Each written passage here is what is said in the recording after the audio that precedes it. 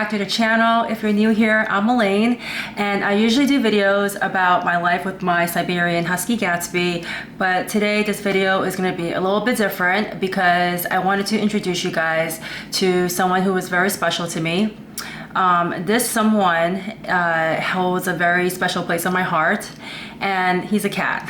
So he's not just any cat. His name is Hero, and he is my hero. Hero is about 14 years old, and he's basically been with me through the thick and thin. And I've had him since he was like 6 months old, right? So we've been through pretty much everything together. And then just about in the beginning of July, we had a health scare. So Hero started to sneeze, and then I was like, okay, well, that's very strange. You know, he doesn't go out and everything, and the house is usually pretty clean. You know, I try to vacuum as much as possible, and then I noticed that the sneezing got more frequent. And then one night he was sneezing, but then he was sneezing out with like it was blood. And that really freaked me out, obviously, and I'm sure if you had a pet, you know, who's like sneezing and then blood starts flying out, right, you'd be pretty freaked out too. So long story short, we made an appointment with the vet. We took him to the vet, and we had an initial visit where they said, okay, well, you know, it could be possible that he has some sort of like a sinus infection, or maybe he has some sort of like a cold, like a feline cold. And I said, well, how's that possible? Because he's an indoor cat, he doesn't really go out. That visit ended up with them giving me antibiotics. So he was on antibiotics for about 2 weeks. And I think the situation sort of improved. He didn't really have those symptoms anymore until he finished his antibiotics. So I remember a few days after he finished his antibiotics, he started to sneeze again, accompanied with blood. It was sort of like a mucousy type of blood. And, you know, I was cleaning around the apartment. I was like, oh shit, he's bleeding again. We made another trip back to the vet, and then they gave us another dose of antibiotics. At this point, I'm like, okay, there's something like wrong, because like even if you have a cold or some sort of infection, you know, why would a cat be sneezing out blood, right? The vet mentioned that it could be several reasons. It could be that maybe he had like a tooth issue all the way in the back, and maybe there was an abscess there. So they needed to do more testing. So long story short, we had to make an appointment with Blue Pearl Vet. Blue Pearl Vet is an emergency and also a specialty hospital. We went there for a CT scan, and the CT scan was for the brain and the head area, just to basically see if there was potentially something wrong there. And while they did the CT scan, they also scanned his chest.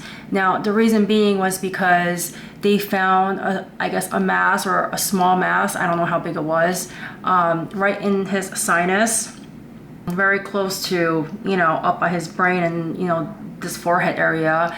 They tried to do as much as they could in terms of getting a biopsy from like the nasal area, you know, to see if maybe it was cancerous. They took a look at the chest to see if there was any, you know, cancer there as well, any lumps or anything like that, any cysts. While they were doing the CT, there was also abnormality that was seen on his upper abdomen.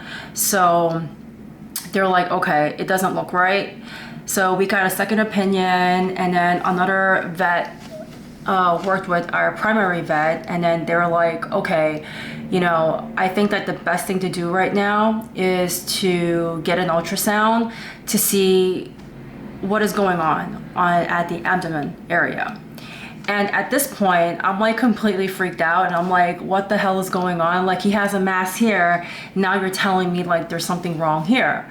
And when I spoke to one of the vets who was going to do surgery on Hero, you know, just to cut up this area and to get in there to get a biopsy to see what was going on, he was like, well, Elaine, let's just not do this right now, because one, he's 14 years old, and, you know, we are also seeing some issues by the abdomen area. I think this area is sort of more important. He said, you know, let's explore this first and see what's going on and see if we can get some answers.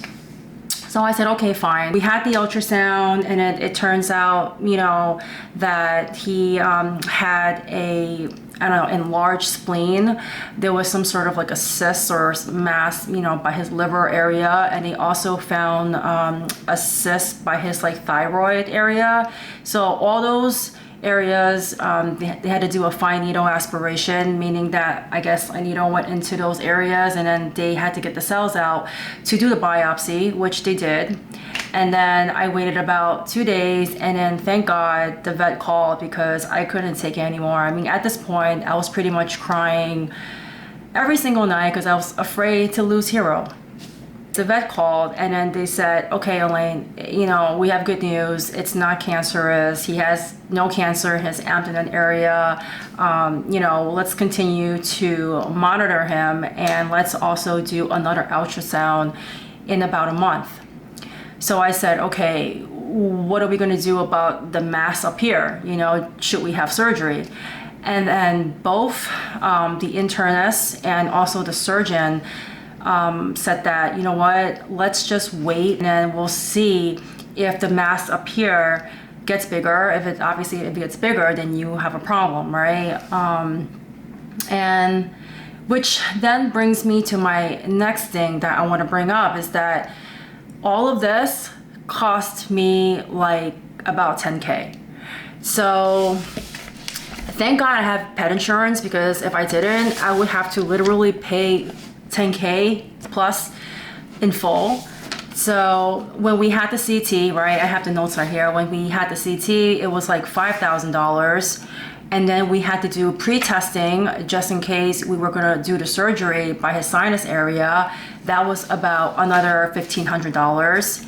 And then when we had to do the ultrasound along with the fine needle aspirations to get the biopsies to see what was wrong with his abdomen area, that was about like, you know, $2,700. And if we were gonna do the surgery on his sinus area to see if whatever over here is cancerous or not, it's gonna cost $11,000. So you can imagine the debt that anyone can rack up if you don't have pet insurance or if you don't have any savings saved for your cat. That is very important. Thank God when Hero was about 2 years old, I got him health insurance, and health insurance actually paid for about 90% of the vet bills.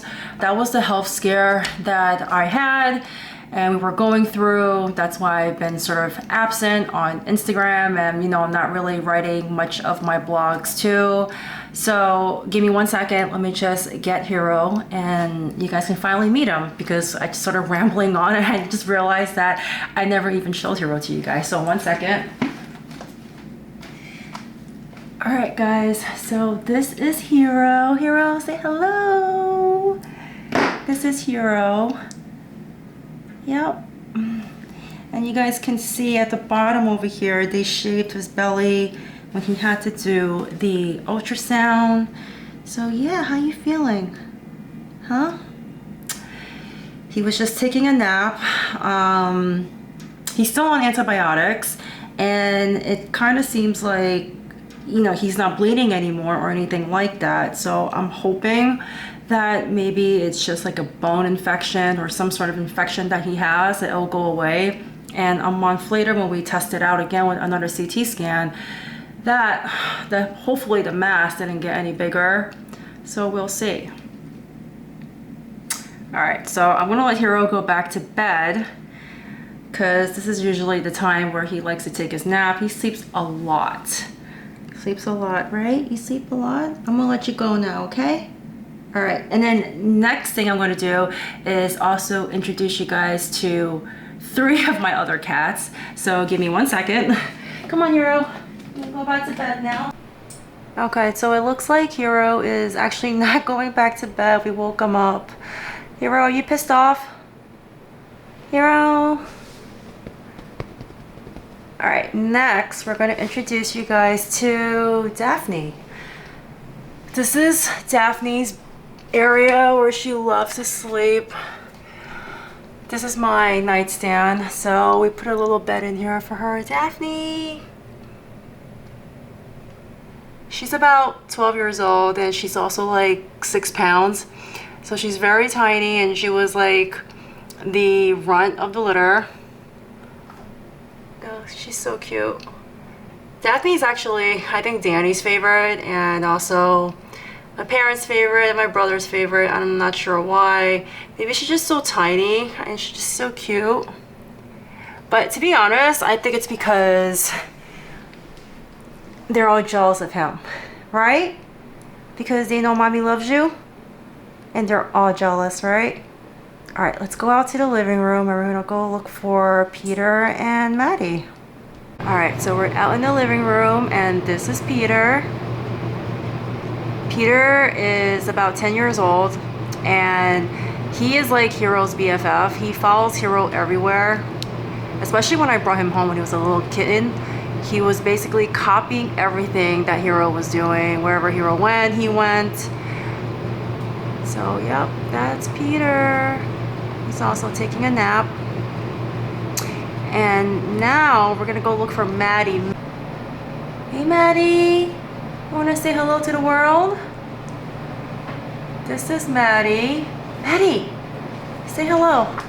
Oh, she doesn't like it because... Gatsby, what are you doing? You're scaring everyone. What are you doing? You jealous? You be part of the video too?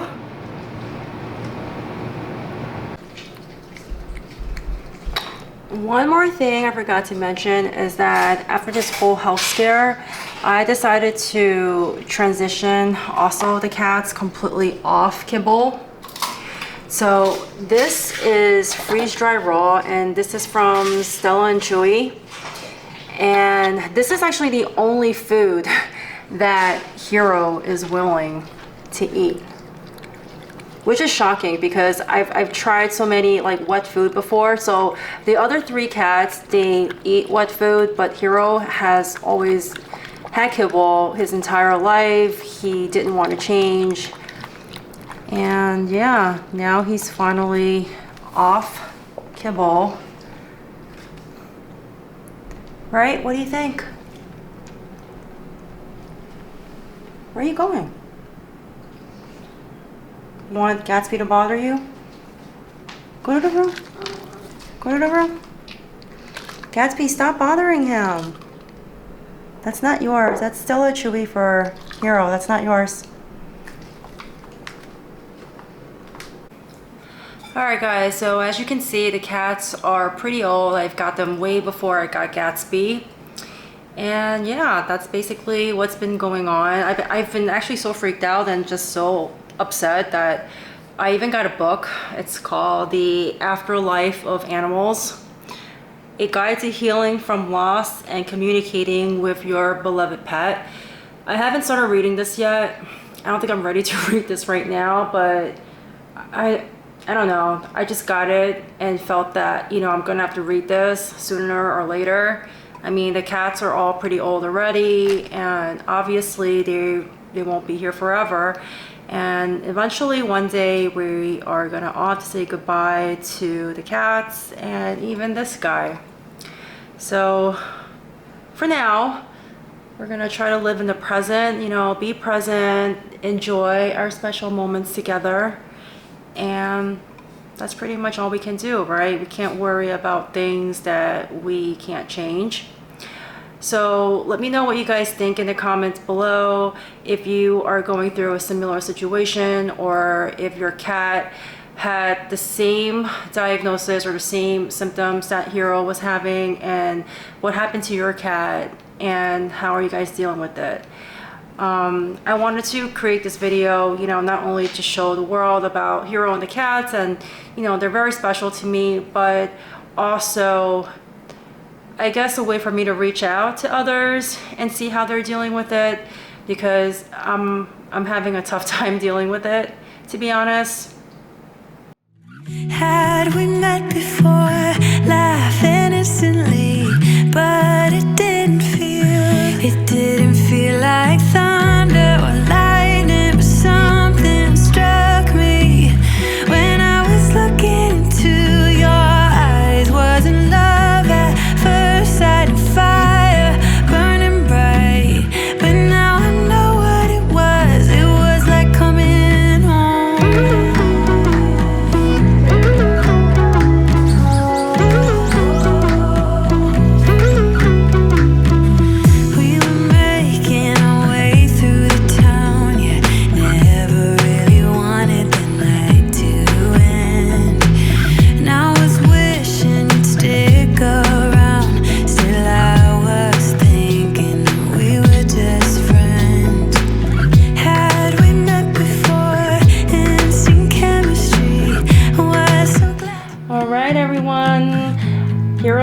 thank you for watching, and thank you for all the well wishes on Instagram and all the questions about him.